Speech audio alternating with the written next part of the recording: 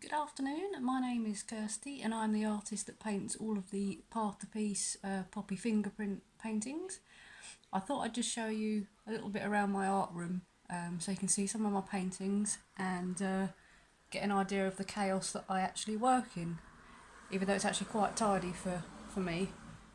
And there's Bo in the background there, in Chris's office. So, let's have a look.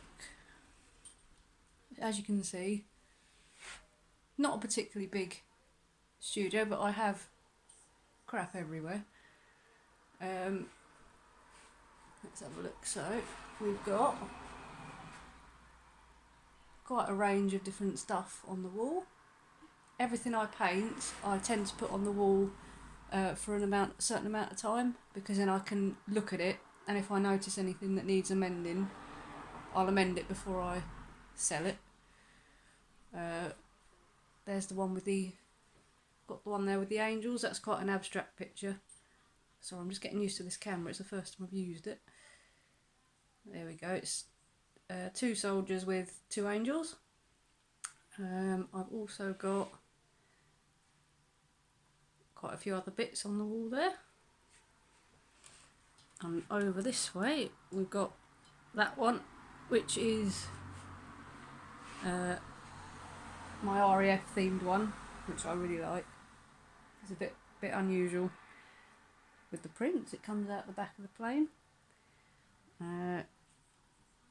We've got, that's my version of a Zoom bookcase, which is just books stacked in a very haphazard fashion. I don't have posh Zoom backgrounds or anything. It's just literally shit everywhere. And over there's a few more bits. There's a lot of my military stuff there. This one is my favourite. That's the little sketch that I've got that's dated 26th of January 1940. That's one of my favourite things. I've also got, see, look, loads of stuff there. I've got my two soldiers' helmets there. I've got loads of photos and bits in there. I've got a soldier's release book there. I've got my signed Rick Mail picture at the top. So I basically keep all my stuff in here. I've got this one there, that was one of my favourite ones.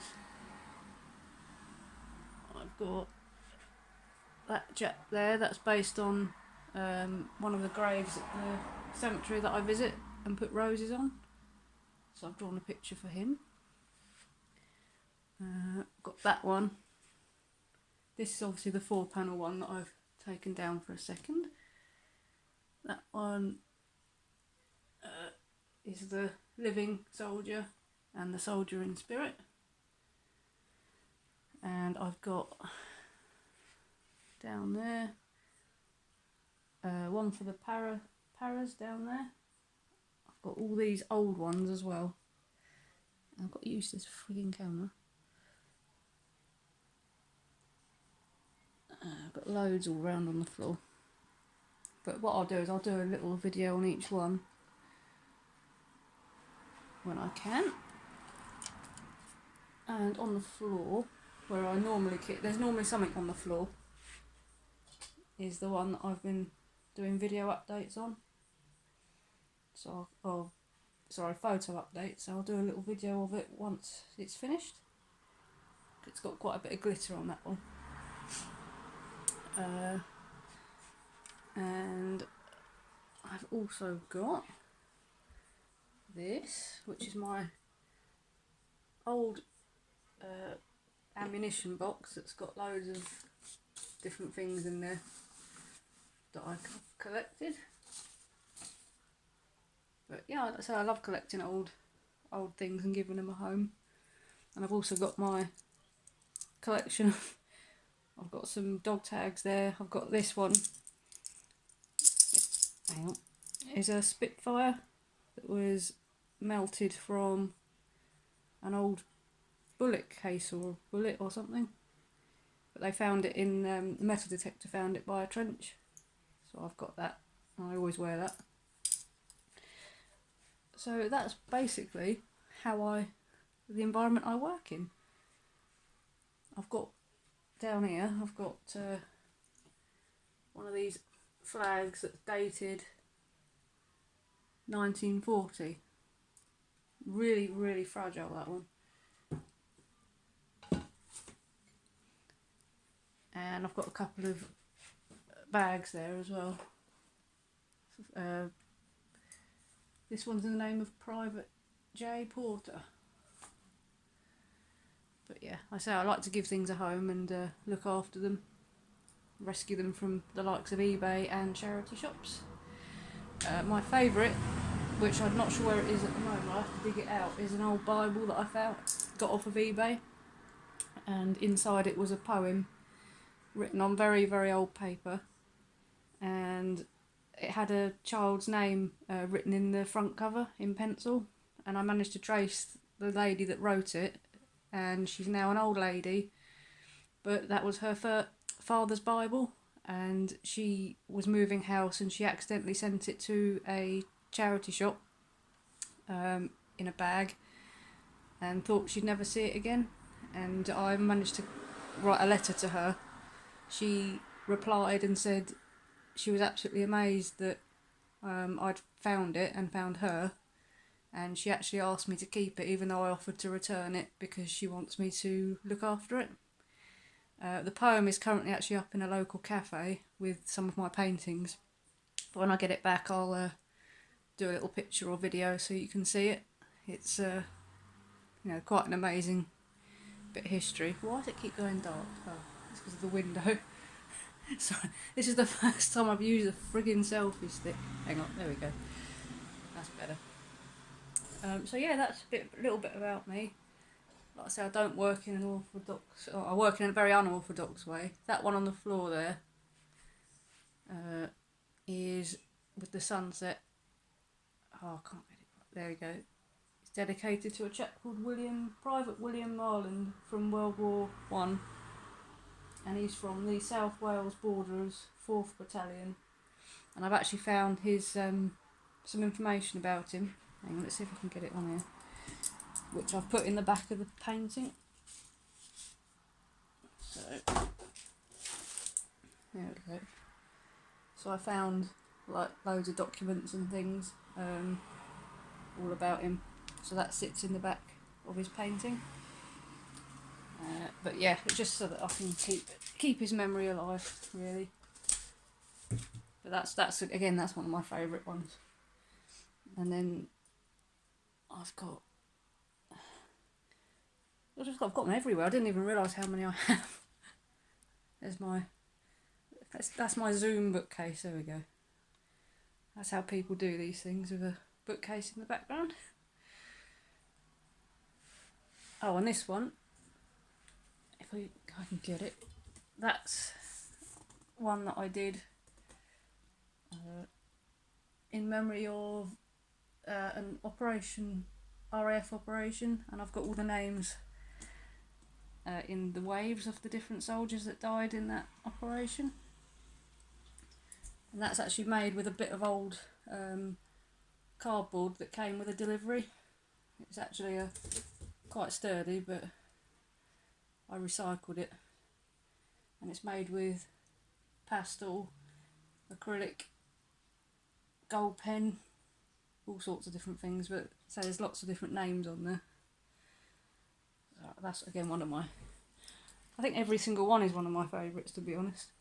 That's why I don't like to part with them. But I am going to start all these ones on the floor, and I'm going to start putting them up to sell because I need to get some space.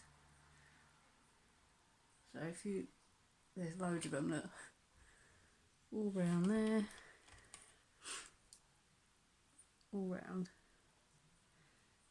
Paintings everywhere. But I do enjoy it. I enjoy. That's what I do when I'm not working. I literally will just sit and paint. There's one there that's this one's a bit different. It's framed, so it's actually in a box frame, that one. It's a little bit different. So I've been trying to get some more of them, but they're sold out, and obviously because of COVID they haven't restocked anything, so as soon as they do I'll get some more of those. And I've got those sunset ones there. That one, hang on, that one has got a few healing crystals in the top of it, because I do quite a lot of sort of crystal-y stuff. I've got a couple of crystals on here with my dog tags as well. Don't worry, I'm not a hippie or anything. I just like that sort of thing. But yeah, that's my chaos that I work in. And if you can see, the carpet's white with paint splashes all over it. It's a bit of a mistake probably to let me have this room as my art room, but there you go. I'm making the carpet into a masterpiece as well. But yeah, anytime I can make anything for you or quote, or just give me a shout. I'm always happy to come up with something different. Like I say, every single piece of mine is different. Oh, as you can see, I've got a couple of these took ages, these bags and things. That's my, and they're all sequins that I've stuck on there. That's a shopping bag that I made. But yeah, like I say, it keeps me busy and I like doing it. I worked at the Queen Victoria Hospital in East Grinstead, and my nan used to work there with Archibald McKindo. She used to do all the cooking because she was Italian, and he used to personally ask for her to cook for him, and she also used to help look after the burned RAF chaps that were there. My mum worked there, and until quite recently I worked there as well, so it's got quite a lot of history there. And yeah, she used to tell me so many stories about how different it was then. You were hired based on how pretty you were. You used to get a lot of wolf whistling and drinking beer on the ward and things. It was a very, very different to what it is now, but it helped keep the soldiers' spirits up, which is what I try and do with my artwork. I try and make people smile and remember. That's my main aim, is to get people talking and remembering. So if if I can do anything for you, just give me a shout. I'll say there's nothing no challenge that's too big. I'll always have a go. If I can create it for you, I'll have a go. And like I say, the 4-panel ones, they're pretty big, but they take the most time, but they're the ones I enjoy doing the most. So, and I've actually donated a few pieces. I took one up to, where was it? Up in London, Westminster Abbey. They've got one. There's one at a little crystal shop. I sent one to Fort Amherst in Kent. I took one up to an old elderly chap that waits outside the gym every morning for the paper shop to open, and I've got chatting to him while I was walking to work at the hospital every morning. And one day on my day off, I actually took one of my paintings up to him to surprise him and gave it to him for free, which, bless him, made him cry. But like I say, I do like to show appreciation and thanks where I can. It's not all about making tons of money. It's doing something kind. But yeah, as I say, if you would like me to quote you anything, just give me a shout and I'll try and do some videos. And now I've got this selfie stick, which I always vowed never to buy, because I generally don't do videos. Actually, it's not that bad. It's quite a good way of doing it, so I'll make some videos. Thank you very much. If you want to know more, visit my website or drop me an email or even a message on my Twitter page. I'll put all the details up on the screen. It's all very clever, isn't it now? And I'll speak to you soon. Thank you very much.